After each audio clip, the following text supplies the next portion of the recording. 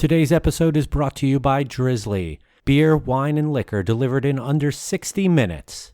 Let's face it, we've all been in that situation where you forgot to pick something up and you just don't want to get back in your car and head back to the store and get it. Well, Drizzly has you covered. Shop and order from thousands of products from local retailers with absolutely no markup. Seriously. And if you head over to unitedwedrink.com/drizzly, DRIZLY, right now and enter the promo code DrizzlyDeal, DRIZLYDEAL, you will get $5 off your first order of over $20. Sit back and relax and order yourself a 6-pack or a nice bottle of Cab Sav or a handle of Buffalo Trace if you so wish. Do it all with Drizzly at unitedwedrink.com/drizzly and then use the promo code DrizzlyDeal, DRIZLYDEAL, and you will get $5 off your first order of over $20. Drizzly. Beer, wine, and liquor delivered in under 60 minutes. Must be 21 to use. Enjoy responsibly. The opinions and statements in this podcast do not represent those of the host's employers, coworkers, family, or imaginary friends. Now enjoy the show. Happy hour? More like amateur hour. Welcome to United We Drink.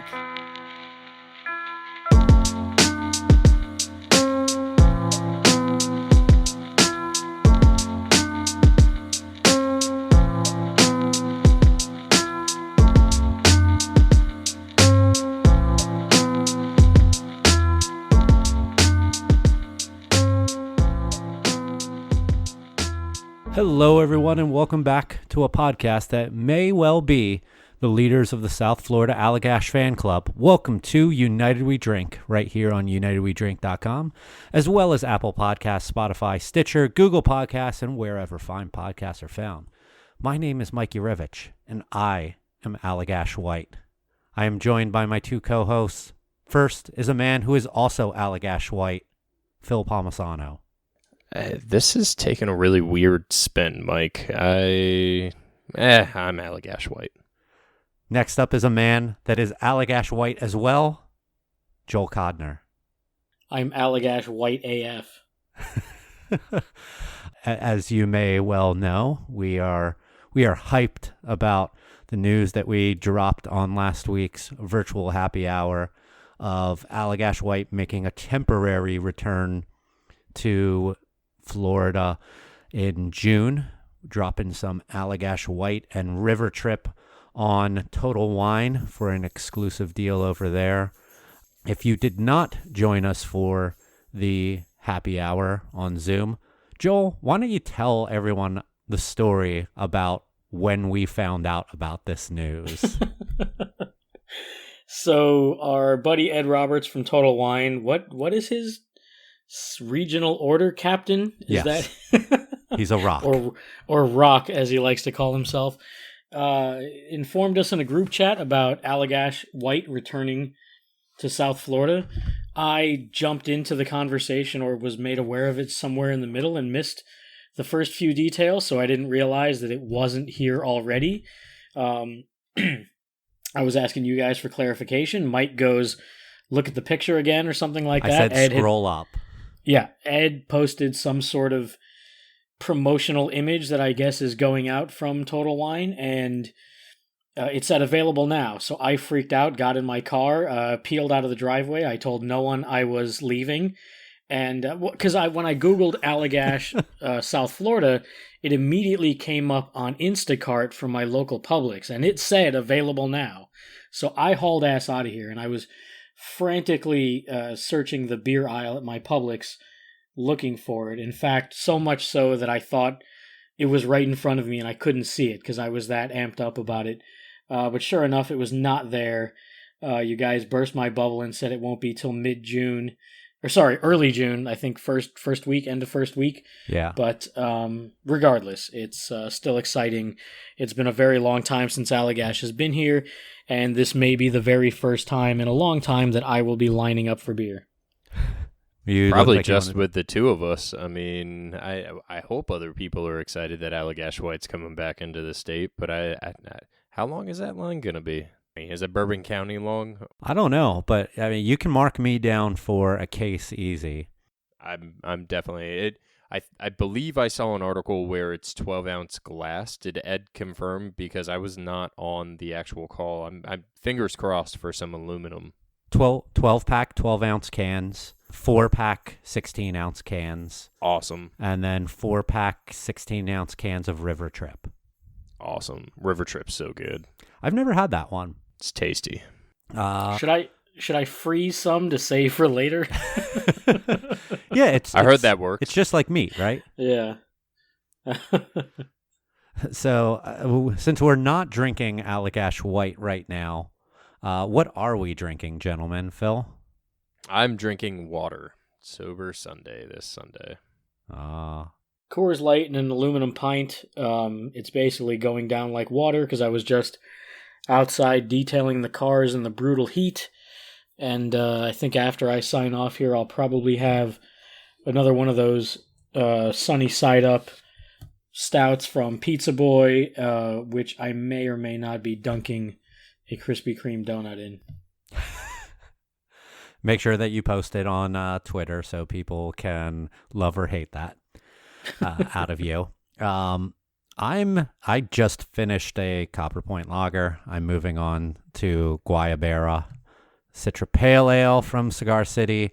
I got the mix pack that's Guayabera, High Life, Florida Man, and Florida Cracker the other day. And my first time having Florida Man, very good. It seems to me like just Big Brother High Life, which isn't a bad thing in my opinion. And it's been a while since I've had a Guayabera, and it tastes just as good as what I remember it tasting. It's a tasty, tasty pale ale. Thank you for reminding me that I actually put 2 wedge cut in the freezer to ice down, so I will be right back. That new mix pack, I really dig it. As much as I like Space Pope, I think Florida Man is a great addition to the mix pack itself. I still have not tried Space Pope. So wish I would have known. I would have brought you some. Is that year round? No, so it was a variety pack only, and there are some 6-packs floating around Tampa right now. It's tasting room only typically, but some of the Total Wine locations have some 6-packs right now. Because I did see it in Philly when I lived there a few times. The bottle shop by my house had 6-packs, and I think I saw it on draft at a couple bars where I think I might have had it on draft somewhere. But Joel, your beer's safe? It is. Good. That's a damn fine beer too. Yeah, I was very excited to see this one yesterday at ABC near me, canned 12 days ago, so I'm hyped. I also, earlier today, I had my first Heineken 0.0. How was it? Not bad. I gotta say, I was pleasantly surprised by that. It tastes like a slightly lighter actual Heineken. So if they were trying to make it taste like Heineken, I think that they did a pretty good job of doing that. So yeah, I think it's 60 calories. So it's a pretty tasty thing I had there. I had a couple of them at my former brewery. We hosted a party for somebody, and some asshole brought those in, and the manager at the time allowed it. And that's fine, whatever. But they left them behind. Tried one, thought it was really good, pretty authentic, tasted just like the real thing, except I just thought it was a hair sweet. I feel like without even that small amount of alcohol to kind of dry it out, it just felt a touch sweet. I could see what you mean by that. And I guess because we don't have a terrible lot planned for this week. Originally, we had a certain plan, but that fell through. Hopefully, that'll come back around in the future.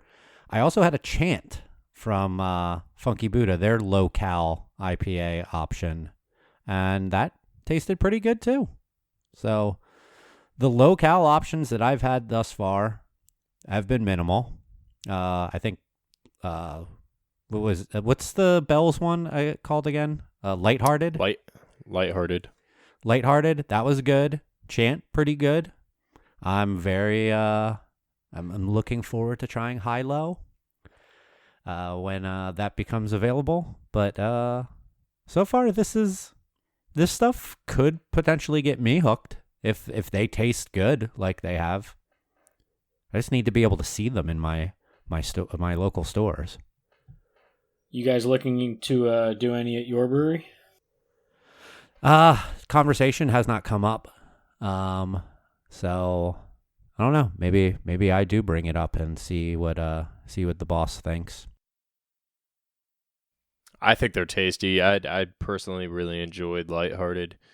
Have not had Chant yet, but I've heard pretty good things about it. I do like Oney a lot for the hazy low-cal IPA, and then the high-low test batches that I've had are fantastic. If you're looking at a true line extension, I think everyone's going to be very pleasantly surprised by that. Do you say that it like in your opinion does it taste like High Lie, or is it different from High Lie, like, and purposefully so? There's similarities. The aroma, the initial attack is very reminiscent to High Lie. The body is obviously not going to be the same, and so much of that is High Lie, in my opinion. The caramel backbone that beer has, that sort of balances that hop assault that goes on in High Lie. But the finish is there. It finishes not too dry, not too sweet, just like High Lie. I really do, like, kudos to the team at Cigar City for putting together an amazing beer at 4% alcohol and still tasting like a 7.5% Big Brother. So I'm really, really excited for that to come out into the market and sort of see what it does. The test batches have been very, very good. Have you tried it side by side with the Big Brother? Yeah. I had to. I mean, why not? I mean, even professionally, I'm sure you guys had to, just to see what. No, not necessarily, but curiosity, obviously, and the aroma, doing it blind or as blind as I could. I had somebody pour them in plain cups together so that I could actually smell them, and you can tell the difference just off of the visual aspect of it, because that caramel backbone isn't there, but the aroma is there and that attack is there, and it's awesome. And it's 4% alcohol. You can drink more than one and not fall off your bar stool. It's great. Nice. Yeah, I'm super psyched about trying that when it's available. That's why I love that category. Is you can session drink a quality beer, and be it a 0.0 or a low ABV beer. Those are fantastic styles, and you want a little bit of hops, but you don't want to just destroy your palate with a double IPA. I mean, if you want to do that, go to Florida Man, like you were saying. Florida Man, I think, is an astonishingly good beer. I'm very, very happy with it. I drank it out of a can. It's not a hazy IPA, right? No, Nope, okay. Clear.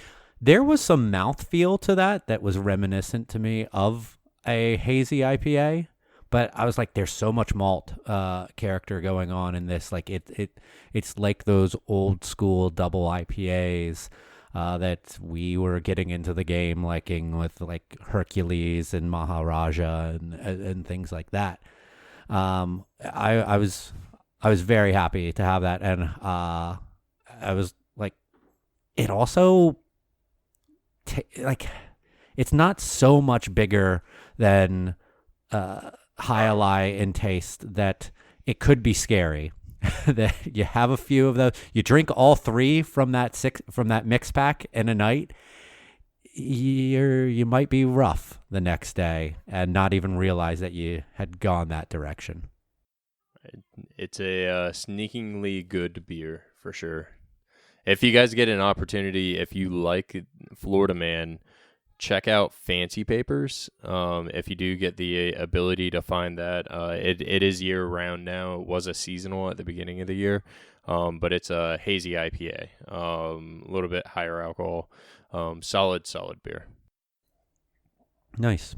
So I have a question for both you guys. So, we're talking low-cal and all that kind of stuff, and clearly we're seeing a lot of the package everywhere. I don't know what the prevalence of draft was before all this shit went down. Obviously, draft, pretty much everything is dead, but in regard to the low-cal, lighter stuff, do you think, just like we've seen with the soda wars, whether it's sugar substitutes, diet sodas, that kind of shit, Coke Zero, do you think we'll see anything like that in darker beers with, sugar substitutes?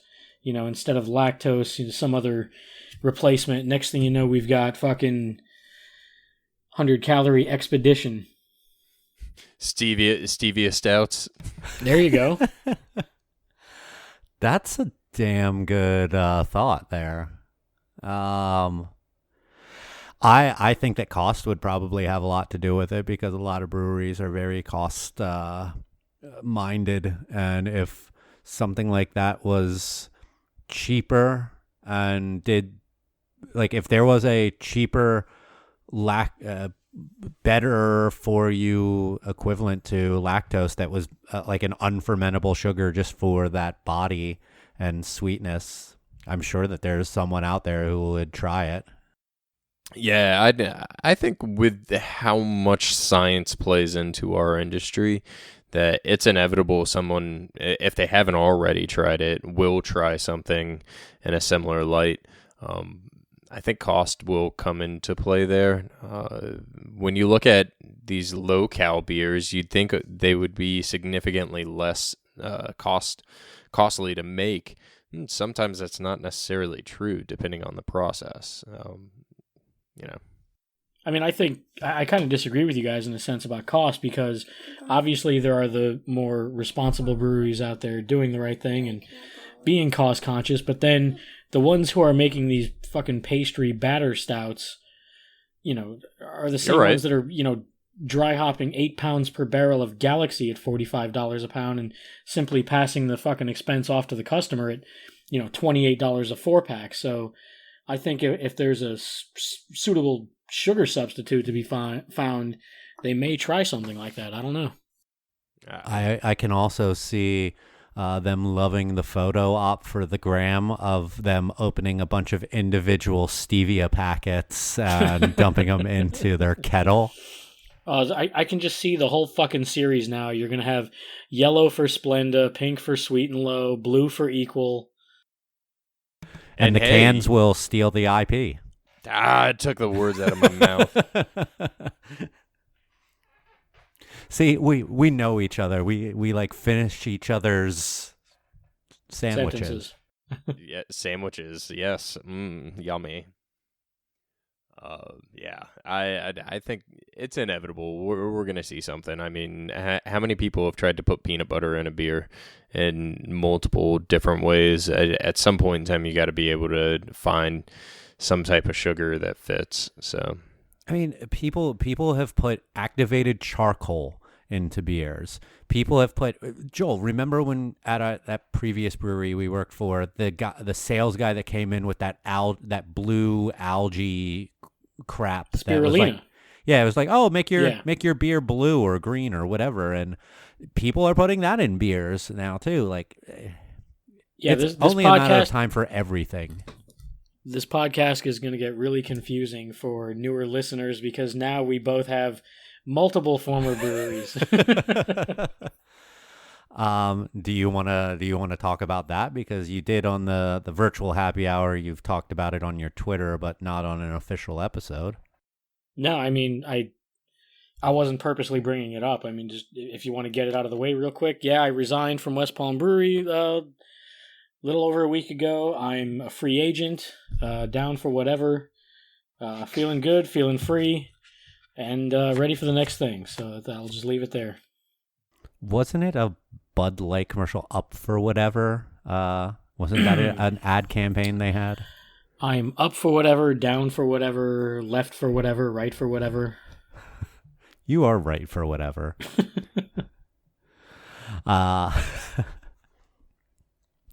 So yeah, that's Joel. Brewers will put weird shit in beer and session beers. I think that's a pretty good episode. Let's wrap it up there. Last call. Phil, how have you been? Good. You went back out onto the road last week. Yeah, the rest of the state is definitely not what we're used to in South Florida, which is very interesting. Definitely less caution being taken, specifically in areas like Fort Myers and Naples. When you bleed up a little bit closer to Sarasota, St. Pete, Tampa, you have pockets, but for the most part, people are taking it pretty seriously. But you are starting to see people come out, and I think inevitably we're going to see, Broward Miami-Dade opens up this Monday, which is actually 3 days after this podcast airs. But I expect to see probably that first week in Broward and Miami-Dade to be a little soft, and then next weekend, so in 2 days or 3 days, to be sort of that trial period for everyone when it goes to going out to eat and things of that nature. I did go out to a restaurant, visited an account, and had a Jai Alai on draft, and it was fantastic. The experience was definitely not the same, and it was sort of nerve-wracking. This establishment in particular is very busy during specifically Thursday lunches, and they were busy but not slammed for 25% occupancy. So there were always tables open. The tables were spread out. The staff was great. The food was amazing. And honestly, it was nice to have the table conversation that I had. They only allowed 4 people to sit at a table together. So I think we're getting to that point where we're moving back, but at the same time, you could definitely see people looking at each other, trying to check out if one person was comfortable or another person wasn't uncomfortable. But there were times during that entire 3-day trip that I walked into a grocery chain and had a mask on, and outside of the employees was one of a handful of people and looked like the oddball, which is totally different for us down here. The interesting thing I think about all of this, what you mentioned earlier, Broward and Dade are opened up on the 18th. Talking past tense for those listening to this, but it is in essence tomorrow from when we're recording this. They have not been into phase 1 at all until now, and they're going to be allowed to open up their restaurants at 50% without having to go through the 25%. And they're the last counties to open up. That's a little scary. And they're the 2 hardest hit counties. And you hope that they're ready. And talking to a lot of my friends that own establishments in Broward and Miami-Dade, they're anxious, they're ready. Their staffing situation, luckily, a majority of them have been able to sort of restaff. But 50% occupancy out of the gate, it's going to be interesting. So I'm watching the beach areas. I really want to see what happens on Fort Lauderdale Beach, Hollywood Beach, Miami Beach, North Miami Beach. Those are going to be telling crowd-wise. Yeah, the town of Palm Beach up here, my way, is actually not going to open their beaches when everyone else is. They're waiting until the Tuesday after Memorial Day to open their beaches to try to avoid crowds. They're also making it active use only. You cannot be passively using the beach. You can't just lay out on the beach. You have to be doing some sort of physical activity, running or calisthenics or yoga or something like that. That's ridiculous. I'm waiting for someone to be fucking on the beach and be like, hey, this is a physical activity. Cardio. It's Florida. But being back out on the road, like it's gotta be, like I'm sure there's a whole lot of mixed emotions running through you with the whole thing. And I know that just day by day will probably change for you in one way or the other, and we'll see when it ultimately starts feeling normal again. Yeah, I think the main thing is you try and be as safe as possible. You try and take as many precautions as you possibly can. The hotel that I stayed at was empty. There were 8 people, I think total, or 8 cars. So maybe, 16, 24 people total in the entire place. How they were able to stay open, I have no clue whatsoever. But my room was, from what I could tell, I didn't blacklight it or anything, but it was super clean. But I did go in and, Lysoled the entire room down, wiped everything down. Didn't have room service, but still the next day, like, sprayed everything down. So there's a lot of precautions. I went through probably half a bottle of hand sanitizer / antiseptic spray on a 3-day trip. My hands are super dry, but at the same time, coming back into my house, I wanted to make sure that my wife and my kid were as safe as possible and that I wasn't, bringing anything back with me. Yeah, I mean, that's the responsible thing to do, is thinking about others and over just yourself. And that's, we could get into that, but we're not that type of podcast. No, not at all. We like talking about beer, though. Quick question about the hotel. Was it, did you have to use a key or get buzzed in to just even enter the hotel lobby? No, but they did they locked the doors earlier, and they did have bathrooms are for hotel guests only. Literally everything in the lobby area was closed. So the hotel lobby bar, if you wanted food, they had like a real limited packaged meals only. The little convenience store area was there, but everything was sealed and packaged, which was a little bit different. Typically, you'd have, like, in the morning, a muffin or a pastry of some sort just sitting out in, like, a dish, and you'd just grab it. None of that. Mm-hmm. Everything was shrink wrapped. The bathrooms were not accessible. They had them all taped off. The gym and all the convention area was closed. It basically was, you walked in, went to your room, and that's it. But no key. They locked their doors at, I want to say it was 10 o'clock at night, so relatively early. So I was just asking because we take the dog for some longer walks on the weekend through downtown, and there's a couple of hotels that we pass by, and they have like signs on their door saying like ring buzzer to be let in, or use the key card to open door. So like the sliding doors and such, they don't even activate unless you have a card or are buzzed in. Yeah, that makes sense. Joel, how you feeling? Feeling great. That wedge cut treating you right? Oh, the wedge cut is great, man. I mean, it's just perfectly balanced. It's I hate the word crusher or crushable, but I can't think of a better word for it.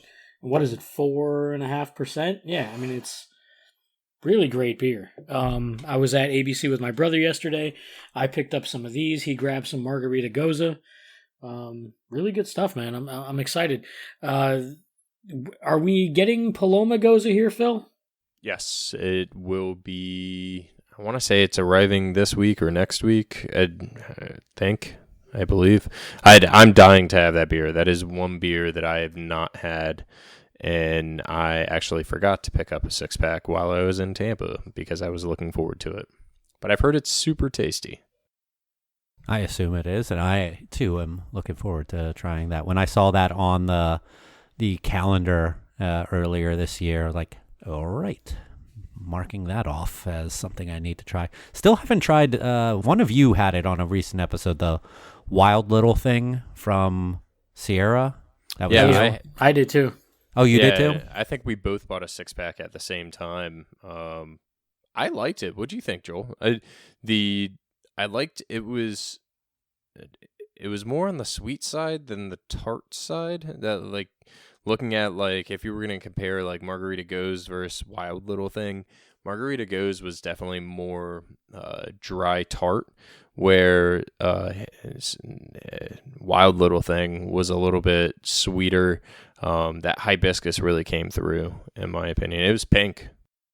Yeah, I don't remember the exact copy on the packaging, but I do recall that it sort of went out of its way to let you know, like, hey, this is not sour, which is a good thing, because a lot of the shitlords will get something that's supposedly sour from a legacy brewery like that and shit all over it, thinking it's not lemon juicy enough. So I think they did a good job of executing it and keeping it really well balanced, while also, not hyping up anyone's expectations as if this is, some literal wild ale that, came from oak fermentation or, foeder, cool ship, whatever.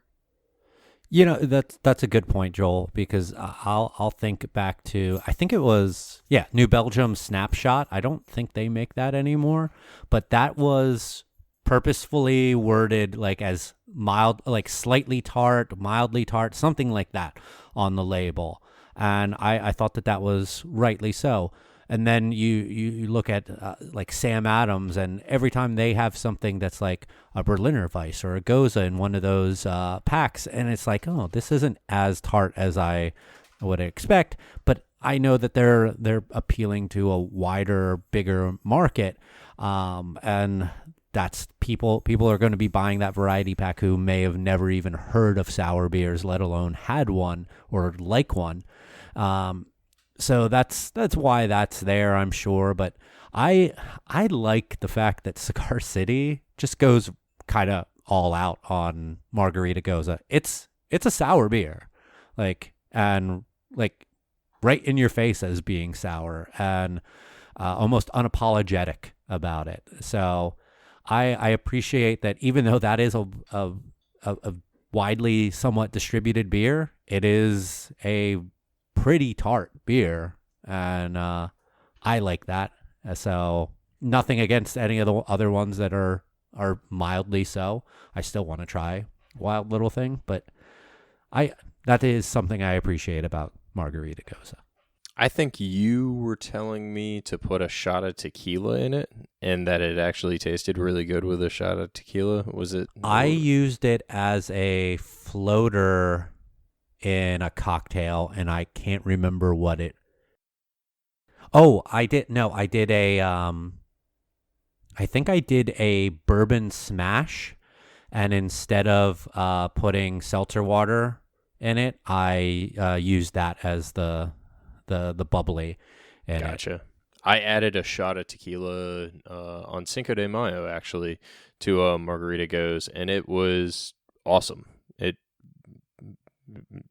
met my hankering for margarita. You got that like tequila flavor to it. So. Yeah, and then you get some bubbles with that too, so it makes it an even more unique take on the margarita. Absolutely. Which is something that we've been making a lot of in our house. My fiance has bought a number of. She bought one of those like gigantic bottles of. I'm not a huge tequila fan, but they have those blue bottles. Milagro. Yes, them. Yes, that's what I got. Like what's it? A 1.75 liter bottle, like giant bottle.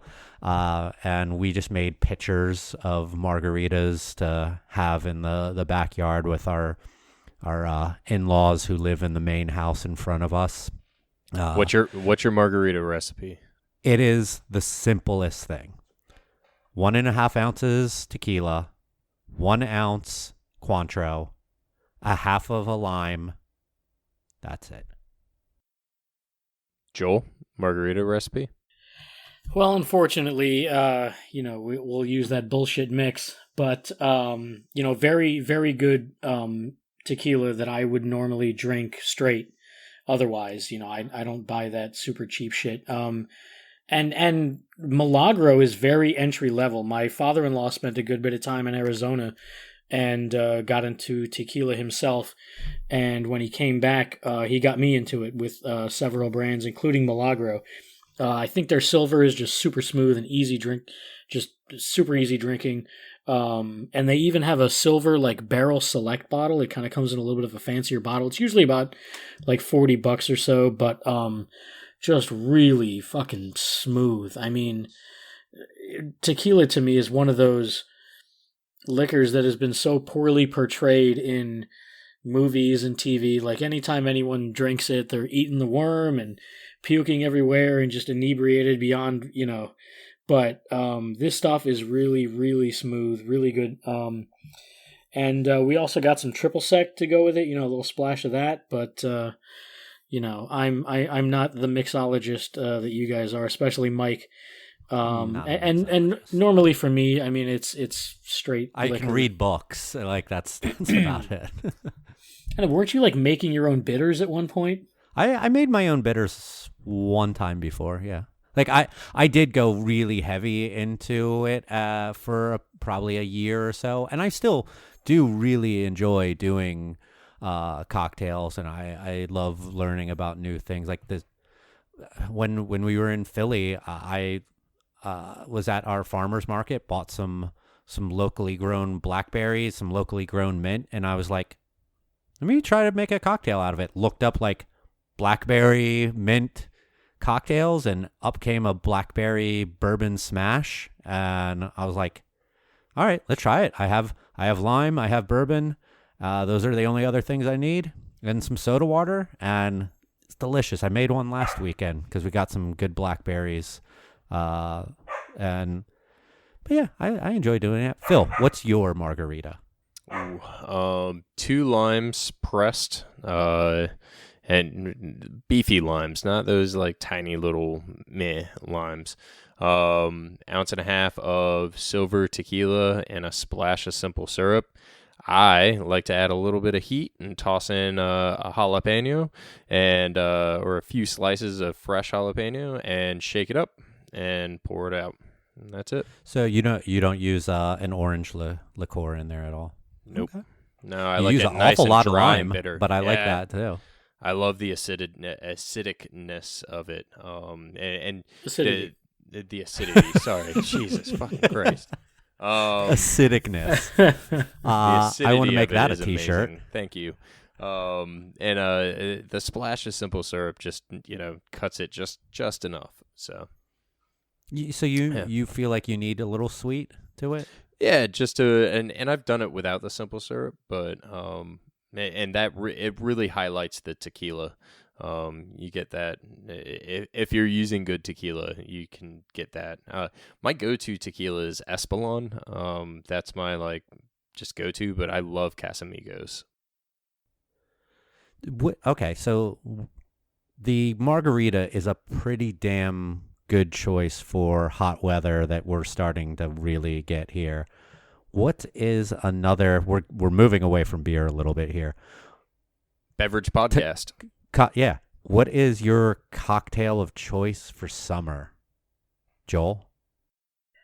Oh, shit. I don't really think I have one. I mean, I'm just not a cocktail guy. Normally, if I get one, it's because I'm at some bar or some lounge or something like that. And when I do, I go the Phil route. I love the addition of that heat.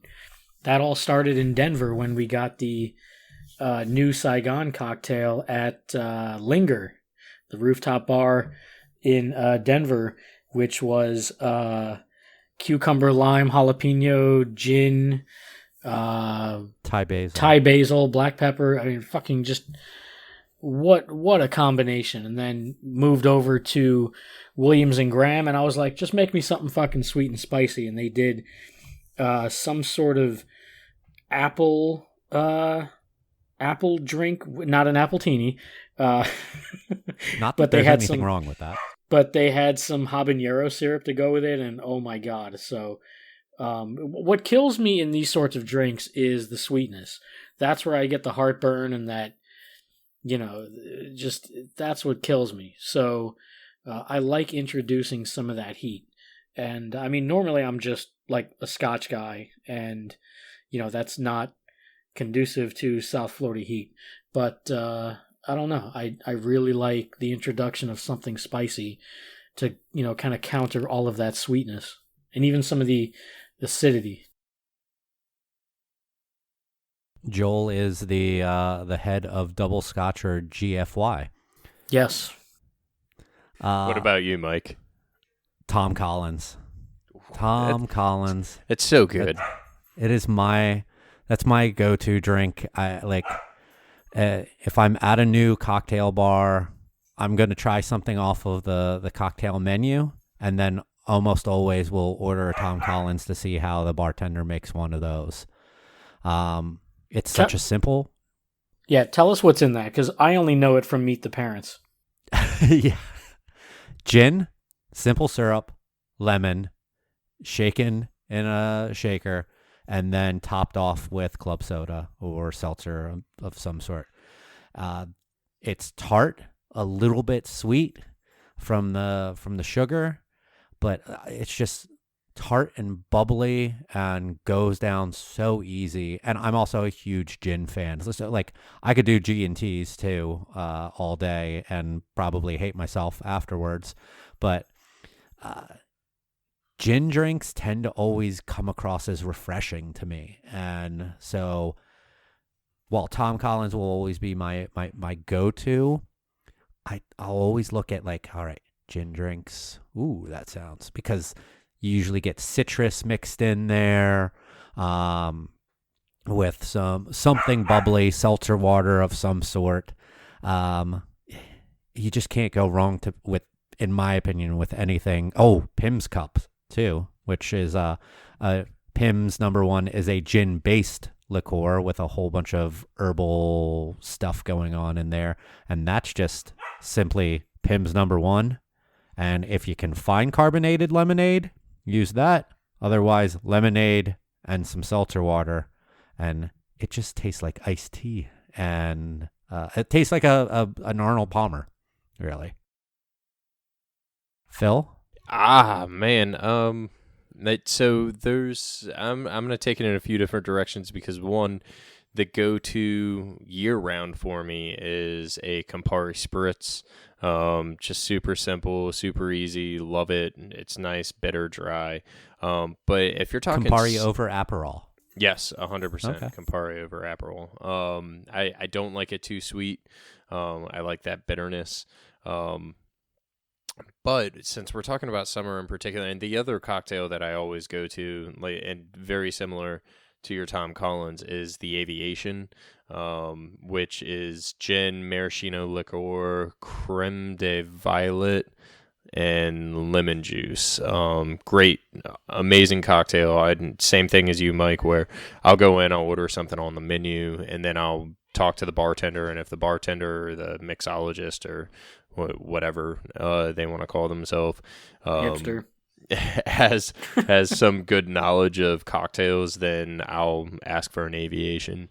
But hanging out by the pool on a summer day, there's nothing better than taking a cooler or some type of large container, dumping in Simply Lemonade, an entire jug of Simply Lemonade, an entire jug of Simply Limeade, and a 175 milliliter bottle of your favorite gin.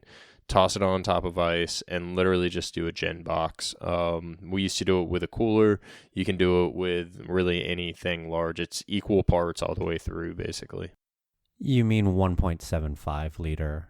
1.75. Yeah, sure. 175 milliliters Same isn't thing. very much. Half oh a no, handle. you're right. Yeah. Toss half a handle in there. That's it. Toss it over ice. Grab Yeah. some ice for your cups, and pour away, and then that way everybody can sort of have a little bit of everything. But it's tart, refreshing. The booze is sort of hidden, but you still get a little bit of that gin. Really, really good. The funny thing about the Aviation is that the creme de violet, that's the only thing that you really need creme de violet for, is to make an Aviation. It's not in very much else. Yeah, it's in my bar, and everyone's always like, why do you have that purple stuff? And it's like for one cocktail, and that's it. Green chartreuse, you make last words with that. Absolutely. Great cocktail as well. Yeah, that is. All right. So I think anyone want to add anything else, or do we want to get into last calls here?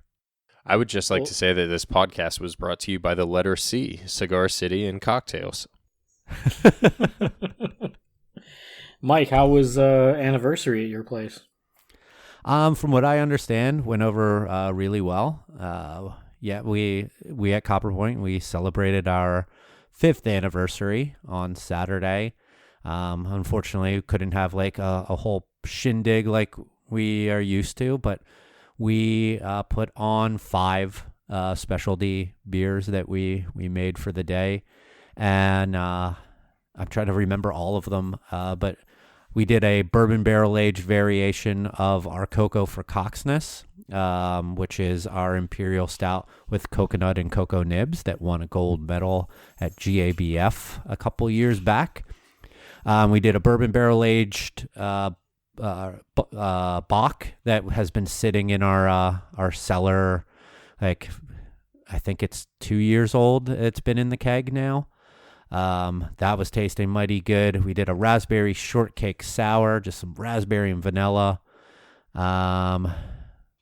We did a Black Forest imperial stout with chocolate and cherries. And there's one other thing that I can't think of what it was. But yeah, it's a little bittersweet because we have some great regulars and great supporters of our brewery, and I'm sure that they came out and bought up some crowlers and 6-packs and stuff to help support.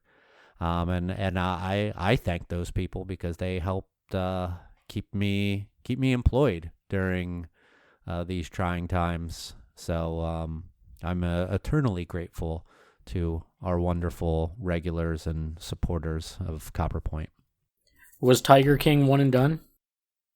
Yeah, we still have it on draft for crowlers right now. I think we have like 2 or 3 kegs left of it. So if you liked Tiger King, you can still get a crowler of it.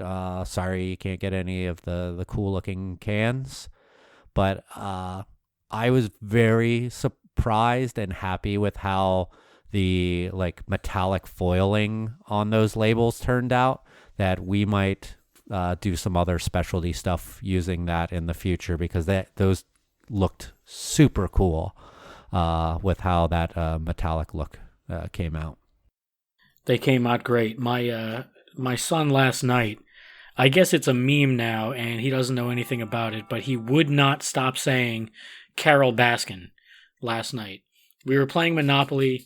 He just kept saying Carol Baskin. I'm like, would you shut up? You don't even know what you're talking about. And he just kept saying it, and eventually we kicked him out of the game. At least he wasn't saying Carol fucking Baskin. And, of course, my stupid mind, I immediately think Carol Baskin Robbins, and I Google it, and it does not disappoint. Do I have to go down that rabbit hole? I'm going down it right now. Phil's going to take one for the team here.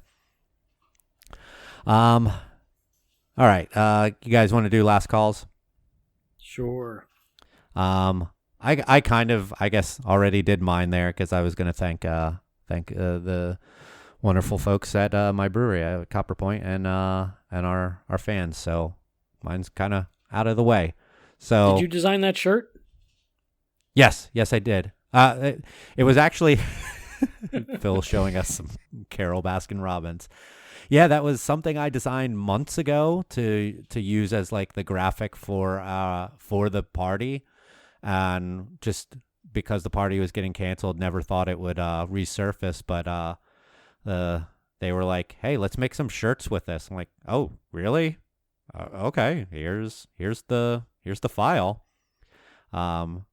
It was made to be this kind of like Illuminati kind of thing, and then also with the hand just holding up 5 fingers.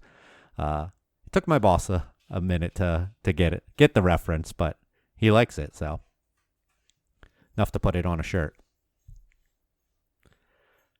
Joel, you want to give a last call? Yeah, so as I mentioned earlier, I'm no longer with West Palm Brewery, but I do want to give a huge thank you to Eric Miller over at American Craft Ale Works.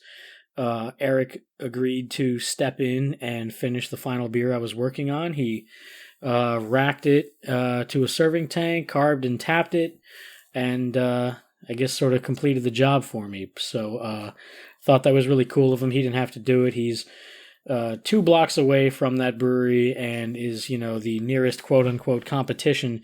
So, it's just such an awesome example of how cool this fucking industry is and how we all work together. And I really appreciate him helping out in my absence. And he's a great brewer himself and a trusted friend. And I highly recommend you go check out his beers on Clematis Street in downtown West Palm Beach.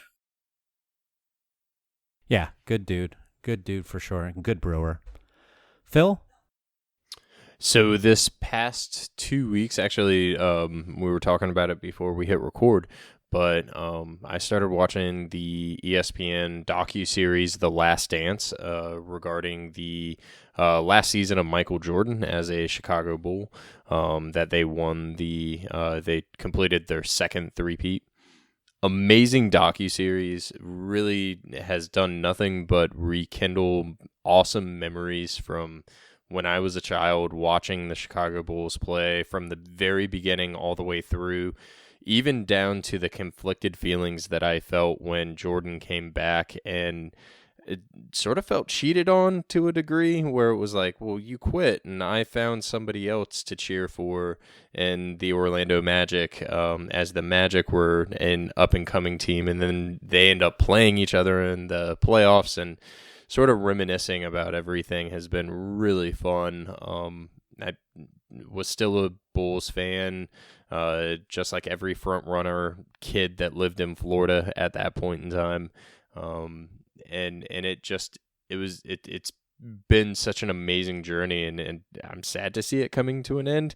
But I did start thinking, who in 90s history could they possibly do something similar to this? And I really would love to see a Mike Tyson docuseries, because I believe his background story, or even Muhammad Ali, but I just can't imagine that they have that much video footage of Ali, where somebody had to be following Tyson throughout the last few years with a video camera. The guy's just he is entertainment. It's awesome. I highly recommend it. If anybody has not seen it, definitely take the time, even if you're not a sports fan. My wife hates sports, and she's like, can we watch The Last Dance? Can we get caught up, please? Because I want to watch it. Like, it's fun. And Jordan, talk about a hell of a teammate. Talk about finding ways to motivate people in times that they're not motivated. Just really, really good docuseries. Yeah, I was kind of thinking the same way. I think before we went on air, we were talking about this a little bit. Joel was waiting for the whole show to... Dog is losing his mind. Waiting for the whole Denver series Nuggets to fan. drop. He is. Waiting for the whole thing to drop before watching it all, and I think I'm doing the same thing. So last episode's out. I'll find some time to power through that. I don't know. Maybe my fiance will, like, she's not into sports, so we'll see. I'm She can watch the sorry I first didn't episode give you and guys see. the spoiler alert that they won 2 3-peat championships. I can't Son of a believe you, bitch. Phil. It's like I'm from telling you Chicago. guys How did I not know this? the Titanic goes down at the end of Titanic. I'm sorry. Wow, son of a... No. All right. Well, you guys want to plug anything? Instagrams, Twitters, Phil? P Palmisano 77 at Instagram, and Dos Spirigos on Twitter. Florida DUH Brewer on Twitter and Instagram, and LinkedIn soon. I can give you pointers. Phil knows that a lot. He's still pretty great on there.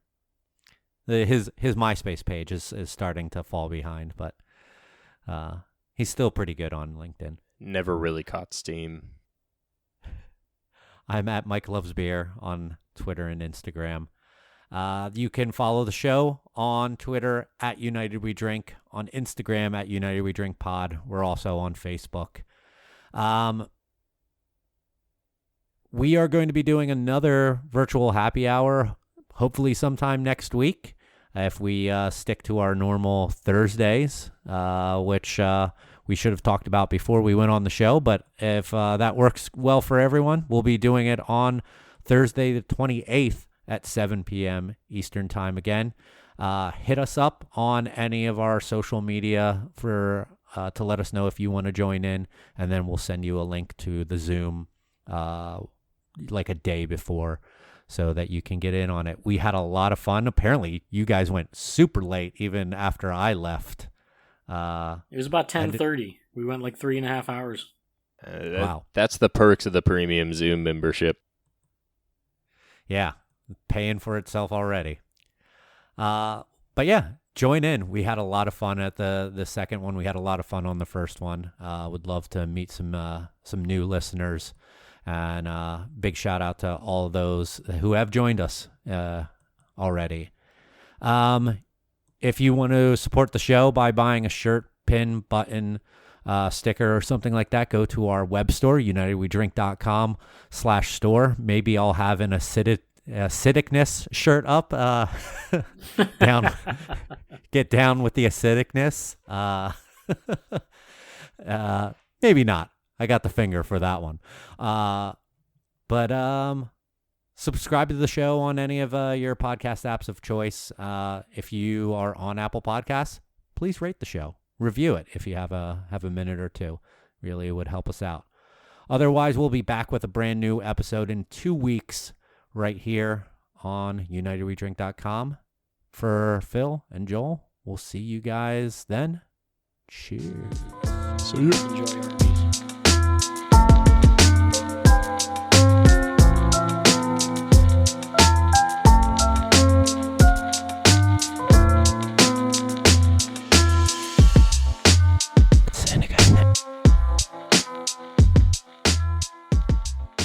Acidicness, acidicness, acidicness.